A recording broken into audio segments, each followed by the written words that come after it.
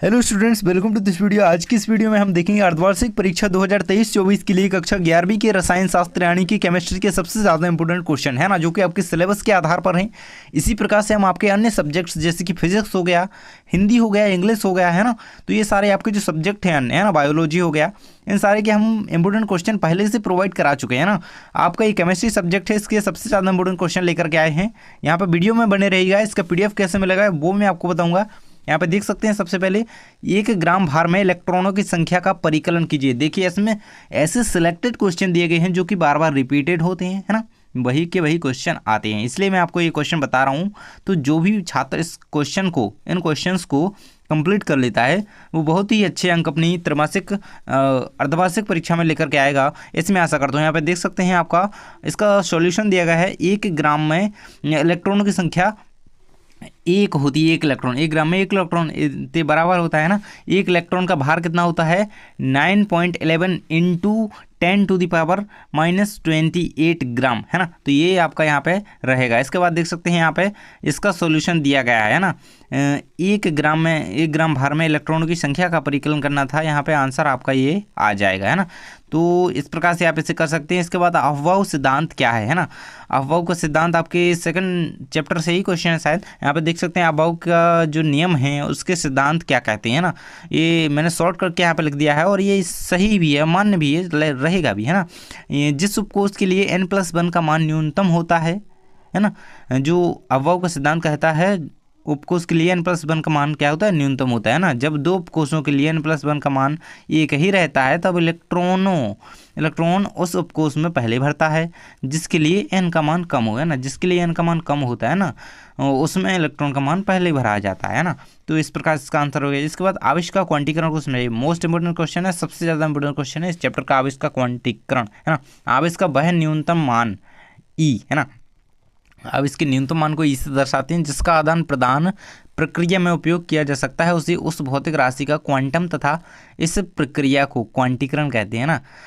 अब इसका जो न्यूनतम मान होता है, जिसका आदान प्रदान, अब इसका वह न्यूनतम मान, है ना, जिसका आदान प्रदान प्रक्रिया में उपयोग किया जा सकता है, उसे उस भौतिक राशि का क्वांटम कहते हैं, तथा यह जो प्रक्रिया होती है ना, इसे क्वांटीकरण कहते हैं।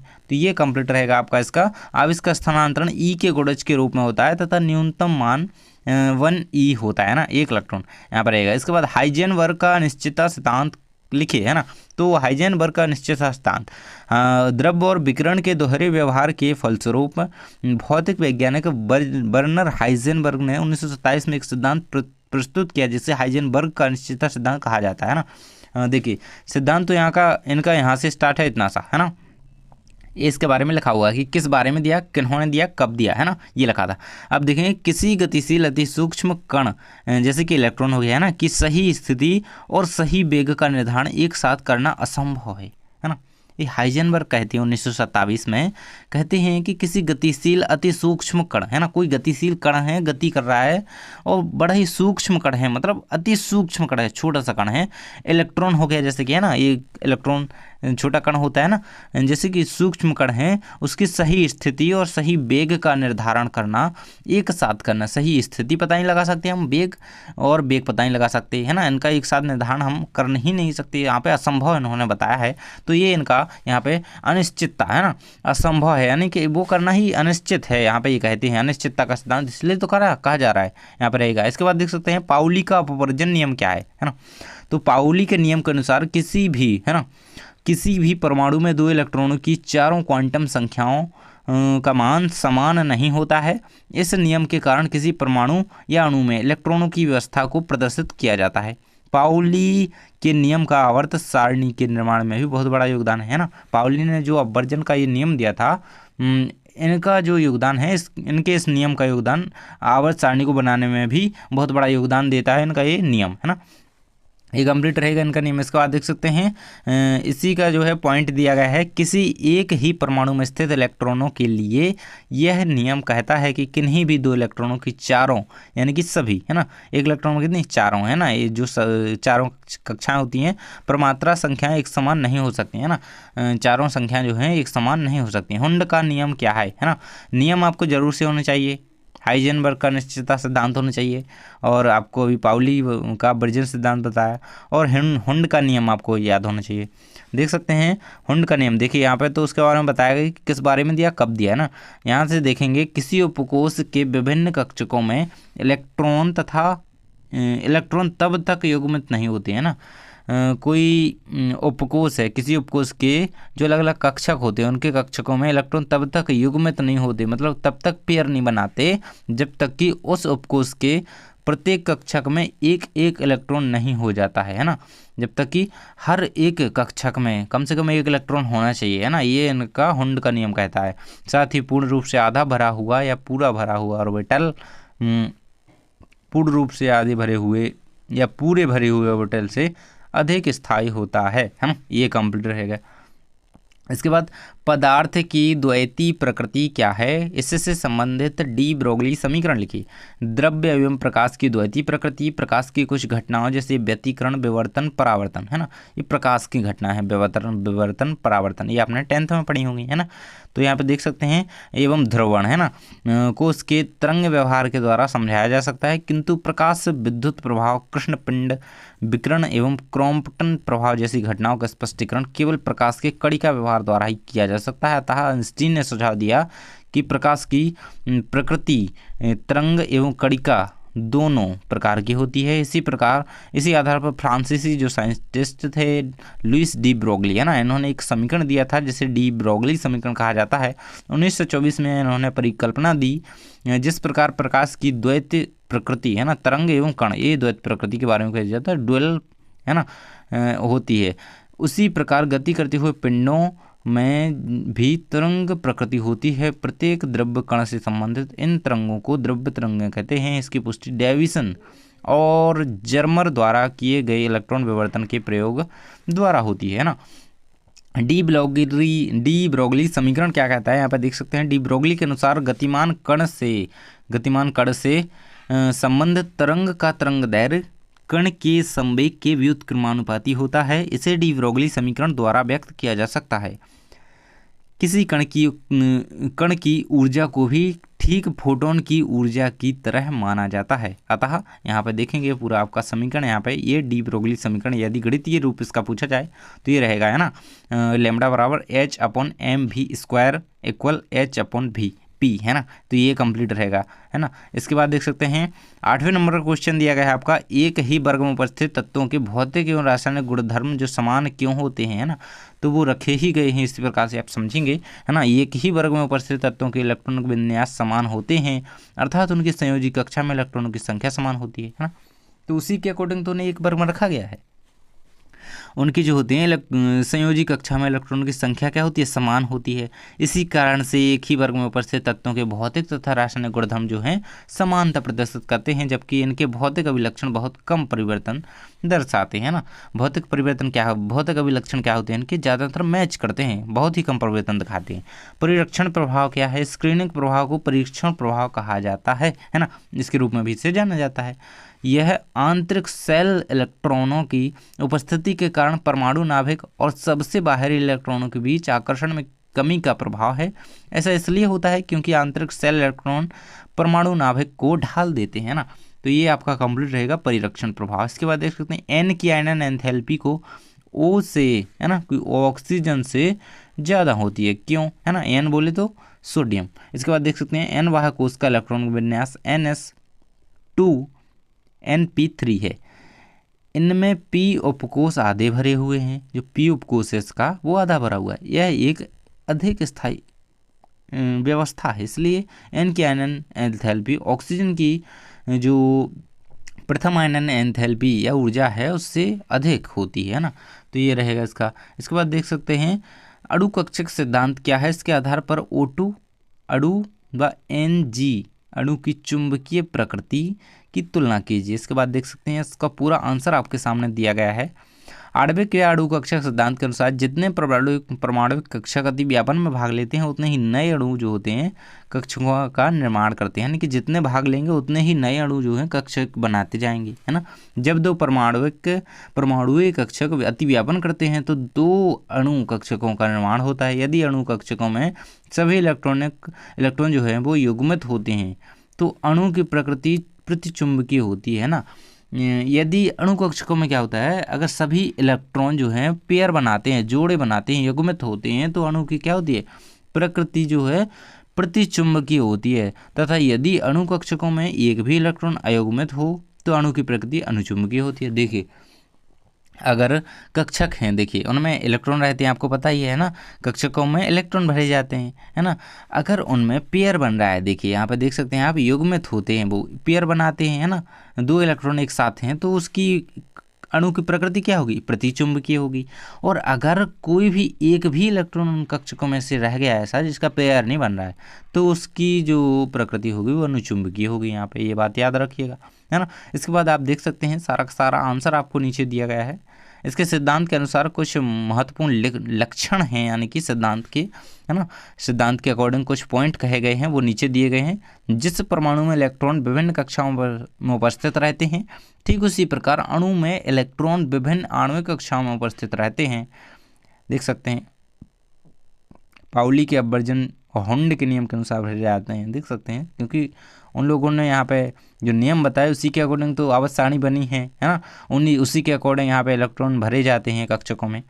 ये रहेगा आपका VSEPR सिद्धांत। उदाहरण से समझाइए, संयोजकता कोष इलेक्ट्रॉन युग्म प्रतिकर्षण सिद्धांत, है ना, ये इसका हिंदी रूप लिखा हुआ है ना, लुईस अवधारणा द्वारा, है ना, इसका फुल फॉर्म इंग्लिश में होगा और वो इसका हिंदी रूप है ना।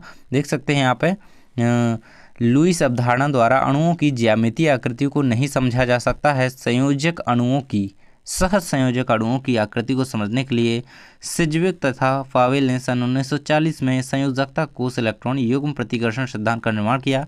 इन दोनों के द्वारा इस सिद्धांत का प्रतिपादन किया गया, है ना। इसके जो सिद्धांत हैं, इसके सिद्धांत के महत्वपूर्ण बिंदु हैं ना, जो कि लक्षण कहे जाएंगे, है ना, इसके कुछ बिंदु दिए गए हैं, तो वो कुछ इस प्रकार से यहाँ पे देख सकते हैं आप। यहाँ पे कुछ ये 6 पॉइंट यहाँ पे दिए गए हैं, देख सकते हैं ना, तो इन्हें आप कंप्लीट कीजिए। इसके बाद आर्हेनिस समीकरण क्या है ना, आर्हेनिस समीकरण आपको पता होना चाहिए। देख सकते हैं यहाँ पे सबसे पहले आर्हेनिस समीकरण रासायनिक बलगतिकी शाखा में प्रयुक्त किया जाने वाला समीकरण है, जिसे सक्रियण ऊर्जा पर ताप का प्रभाव ज्ञात करने के लिए प्रयुक्त किया जाता है। देखिए तो सक्रियण ऊर्जा होती है, उस पर ताप का प्रभाव ज्ञात करने के लिए आर्हेनिस समीकरण का यूज़ किया जाता है। यहाँ पे आर्हेनिस समीकरण ये लिखा हुआ है आपका ना, K बराबर A-E/A/RT, है ना, ये रहेगा आपका आर्हेनियस समीकरण। इसके बाद देख सकते हैं यहाँ पे K क्या है, A क्या है, E क्या है, R क्या है, कैपिटल A क्या है ना, तो वो सब आपको यहाँ पे बताया गया है कि ये क्या है यहाँ पे, है ना, तो ये आपको पता होना चाहिए, बस पढ़ लीजिएगा, है ना।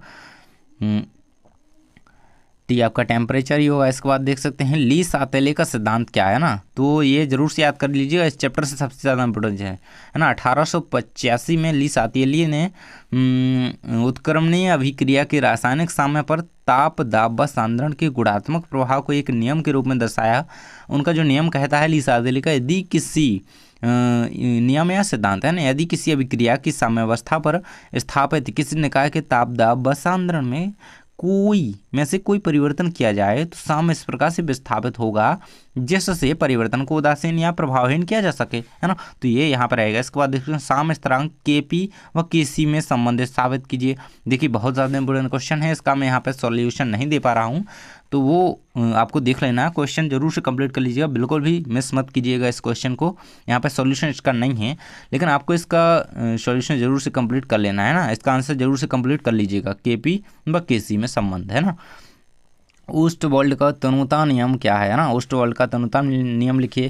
क्वेश्चन पूछा गया आपका, दुर्बल वैद्युत अपघट्य के वियोजन की मात्रा विलयन के तनुता के वर्गमूल के अनुक्रमानुपाती होती है। यहाँ पे इसका गणितीय रूप भी दिया गया है ना, देख सकते हैं, तो अच्छी तरीके से इसे तैयार कीजिएगा। समायन प्रभाव क्या है ना, दुर्बल विद्युत अपघट्य के विलयन में किसी सम आयन युक्त प्रबल विद्युत अपघट्य का विलयन मिलाने पर दुर्बल विद्युत अपघट्य का आयनन कम हो जाता है। देखिए कोई दुर्बल विद्युत अपघट्य का जो विलयन है हमारे पास, उसमें अगर हम सम आयन उसमें प्रबल विद्युत अपघट्य का विलयन मिलाएं तो दुर्बल विद्युत अपघट्य का आयनन जो है कम हो जाएगा। दुर्बल में अगर प्रबल का हम जो विलयन मिलाएं तो जो हम जिसमें मिला रहे हैं ना, उसका जो अपघट्य है विद्युत अपघट्य का जो है वो आयनन जो है वो कम हो जाता है ना। इस प्रभाव को सम आयन प्रभाव कहते हैं ना। तो ये रहेगा। इसके बाद प्रेरणिक प्रभाव और इलेक्ट्रोमैग्नेटिक प्रभाव में दो अंतर। देखिए इलेक्ट्रोमैग्नेटिक प्रभाव आपको पता होना चाहिए क्या है और प्रेरणिक प्रभाव होने चाहिए, है ना। तो प्रेरणिक प्रभाव के पॉइंट दिए गए हैं, नीचे इलेक्ट्रोमैग्नेटिक के दिए गए हैं। दोनों में अंतर यहाँ पे देख सकते हैं, अंतर पॉइंट के हिसाब से ही लिखे हुए हैं ना। प्रेरणिक प्रवाह एक स्थायी प्रवाह है, जबकि इलेक्ट्रोमैग्नेटिक प्रवाह एक अस्थायी प्रवाह है ना। इतना ही याद रखिएगा, बाकी आप यदि रख सकें तो रखिएगा, लेकिन आपको इतना तो याद रखना है ये स्थायी है वो अस्थायी है ना। यह है प्रभाव सिग्मा बंध के इलेक्ट्रॉनों के विस्थापन के कारण उत्पन्न होता है ना। आंशिक धनावेश तथा आंशिक ऋणावेश होता है। तो ये पॉइंट यहाँ पे इसका पाई बंध के इलेक्ट्रॉनों के विस्थापन के कारण उत्पन्न होता है ना। जो इलेक्ट्रोमैग्नेटिक प्रभाव है ना वो पाई बंध के विस्थापन के कारण उत्पन्न होता है ना। तो ये रहेगा। इसके बाद देख सकते हैं पूर्ण धनावेश तथा पूर्ण ऋणावेश होता है। उसमें क्या होता है, उसमें होता है आंशिक धनावेश तथा आंशिक ऋणावेश, है ना। इसमें पूर्ण हो रहा है, उसमें आंशिक आंशिक हो रहा है। इसके कारण योगात्मक अभिक्रियाएं होती हैं, इसके कारण क्या होता है, प्रतिस्थापन अभिक्रियाएं होती हैं ना। तो ये याद रखिएगा। इसके बाद देख सकते हैं कार्बोकेटाइन की संरचना बनाइए। बिल्कुल बहुत ही इंपॉर्टेंट और मोस्ट क्वेश्चन है आपका। ये कुछ कार्बोकेटाइन की संरचना यहाँ पर दी गई है और देख सकते हैं कार्बोकेटाइन की संरचना धनावेशित कार्बन परमाणु संकरित होता है तथा पी कक्षक रिक्त होता है। जो पी कक्षक होता है वो रिक्त होता है, यहाँ पर रहेगा। इसके बाद देख सकते हैं इलेक्ट्रॉन स्नेही तथा नाभिक स्नेही अभिक्रमक क्या है, उदाहरण सहित लिखिए, है ना। इलेक्ट्रॉन स्नेही अभिक्रमक वे अभिक्रमक हैं जो इलेक्ट्रॉन के प्रति बंधुता रखते हैं, है ना, जो कि इलेक्ट्रॉन से स्नेह करते हैं। देखिए इसका नाम ही है इलेक्ट्रॉन स्नेही, यानी कि जो इलेक्ट्रॉन के प्रति बंधुता रखते हैं, इलेक्ट्रॉन को चाहते हैं, इलेक्ट्रॉन से स्नेह रखते हैं ना, वो इलेक्ट्रॉन स्नेही कहलाएंगे, है ना। वो इलेक्ट्रॉन स्नेही सभी धनावेशित आयन या ऐसे उदासीन अणु जो एक या एक से अधिक एकांकी इलेक्ट्रॉन युग्म ग्रहण कर सकते हैं, ये उस स्थान पर आक्रमण करते हैं जहां इलेक्ट्रॉन घनत्व जो है उच्च होता है। और नाभिक स्नेही क्या कहलाएंगे, देखिए वो इलेक्ट्रॉन स्नेही था, इलेक्ट्रॉन से स्नेह कर रहा था तो इलेक्ट्रॉन स्नेही। ये नाभिक से स्नेह करेगा तो नाभिक स्नेही, है ना, क्योंकि ये नाभिक के प्रति बंधुता रखता है, यानी कि नाभिक से स्नेह कर रहा है ना, तो नाभिक स्नेही रहेगा। ये सामान्यतः ऋण आवेशित आयन या ऐसे उदासीन अणु होते हैं जिनके पास एक या एक से अधिक एकांकी इलेक्ट्रॉन युग्म होते हैं। ये उस स्थान पर आक्रमण करते हैं जहां इलेक्ट्रॉन घनत्व कम होता है। ऋण आवेशित नाभिक स्नेही अभिक्रमक CTBr SO2 OHCN- इत्यादि ये रहेंगे, है ना। तो ये आपको यहाँ पर उदाहरण सहित दिया गया है ना नाभिक स्नेही का। इसके बाद प्रेरणिक प्रभाव समझाइए, इसके 3 अनुप्रयोग लिखे, है ना। तो प्रेरणिक प्रभाव का आंसर आपका कंप्लीटली दिया गया है, यहाँ पे देख सकते हैं। प्रेरणिक प्रभाव को हम कैसे दर्शाते हैं, एक बाणा डैश द्वारा यहाँ पे दर्शाते हैं, कुछ इस प्रकार से आप देख सकते हैं। ये आपको यहाँ पे दर्शाया गया है ना, ये बॉक्स तो मैंने बना दिया है, बस इसका ये दर्शाया जाता है इस प्रकार से ऐसे, है ना। यहाँ पे सीमांत अभिकारक क्या है, सीमांत अभिकारक वह अभिकारक है जिसमें एक अभिकरण की मात्रा दूसरे अभिकारक की मात्रा से अधिक होती है, अतः वे अभिकारक एक अभिकरण की मात्रा दूसरे अभिकारक से अधिक होती है ना। अतः वे अभिकारक जो अभिक्रिया में प्रस्तुत हो जाते हैं तथा उत्पाद की मात्रा को सीमित करते हैं। देखिए अभिक्रिया में तो वो अभिकारक है, देखिए अभिकारक होगा तभी तो उत्पाद बनेगा, है ना। उत्पाद की मात्रा को सीमित करने का कार्य करते हैं तो वो सीमांत अभिकारक, देखिए सीमित करने का कार्य करता है, ज़्यादा नहीं होना जाना चाहिए, है ना। तो सीमांत मतलब उस पर सीमा लगा रहा है, एक सीमा लगा रहा है तो वो सीमित कर रहा है ना, तो वो सीमांत अभिकारक। मूल और एवोगाड्रो संख्या से आप क्या समझते हैं, समझाइए। तो मूल और एवोगाड्रो दोनों की अलग अलग परिभाषाएं यहाँ पे दी गई हैं। तो एक मूल ऑक्सीजन अणु का भार लगभग 32 ग्राम होता है, जबकि एक अणु ऑक्सीजन बराबर होती है 16 AMU के 1 मूल होता है। जैसे 1 दर्जन जिसमें दोनों ही विशुद्ध संख्या हैं जिनमें कोई भी इकाई नहीं है, यह किसी मूलभूत पदार्थ की व्याख्या कर सकता है।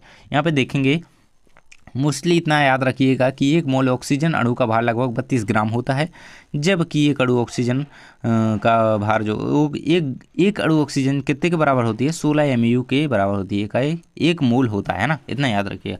इसके बाद अवोगाड्रो संख्या किसी भी गैस के, है ना, किसी भी गैस के अणु भार में अणुओं की संख्या, किसी भी गैस के अणु भार में अणुओं की संख्या समान होती है, इस संख्या को ही अवोगाड्रो संख्या कहते हैं, है ना। कोई गैस का ग्राम अणु है ना, 1 ग्राम अणु भार हो गया, 2 ग्राम हो गया, है ना, उसमें अणुओं की संख्या समान होती है ना। ग्राम अणु भार में अणुओं की संख्या समान होती है, और जो संख्या समान होगी ना उसी को अवोगाड्रो संख्या कहा जाएगा, है ना। दूसरे शब्दों में अवोगाड्रो संख्या कैपिटल N के बराबर कणों को एक मोल कहते हैं ना। संख्या को n से दर्शाते हैं, सब पता होगा आपको, है ना। एवोगाड्रो संख्या n के बराबर कणों को 1 मोल कहते हैं ना। उसके बाद देखेंगे हेस के नियम लिखिए, इनके अनुकूल प्रयोग बताइए, हेस लॉ, है ना।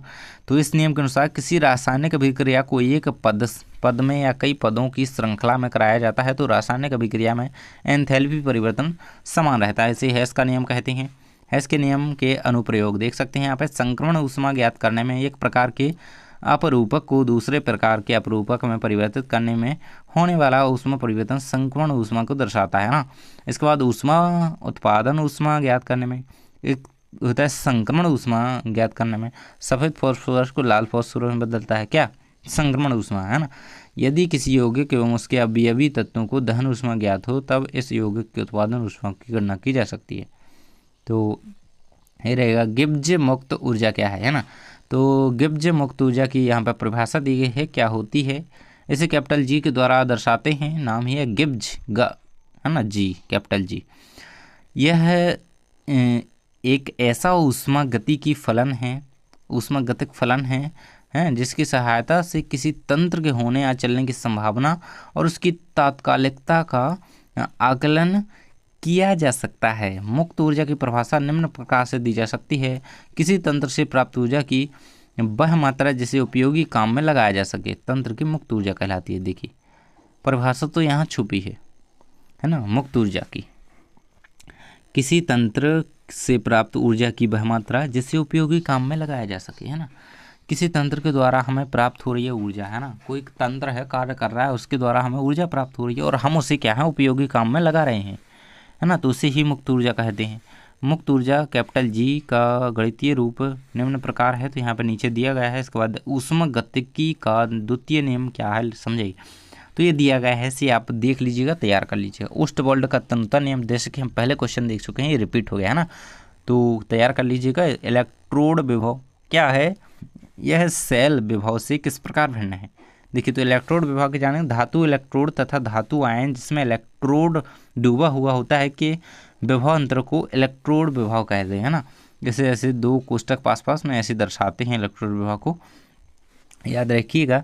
धातु इलेक्ट्रोड तथा धातु आयन जिसमें इलेक्ट्रोड क्या होता है डूबा हुआ होता है ना, कि विभव अंतर को इलेक्ट्रोड विभव कहते हैं। ये रहेगा आपका, इस प्रकार इसका सेल विभव का यहाँ पे ये फॉर्मूला दिया गया है, इसके याद रखिएगा।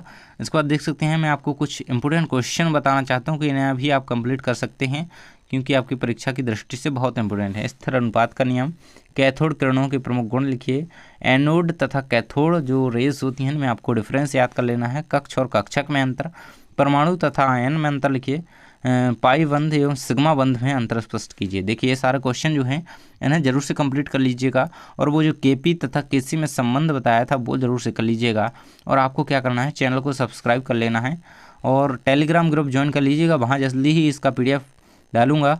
और साथ ही आपको PDF चाहिए तो नीचे आपको चैनल को क्या करना है, ज्वाइन करना है ना, चैनल की मेंबरशिप जो है वो ज्वाइन कीजिए। नीचे डिस्क्रिप्शन में लिंक दी गई है, चैनल की मेंबरशिप ज्वाइन कीजिए, आपको PDF तुरंत मिल जाएगा ना। थैंक्स फॉर वॉचिंग, मिलते हैं अगले वीडियो में।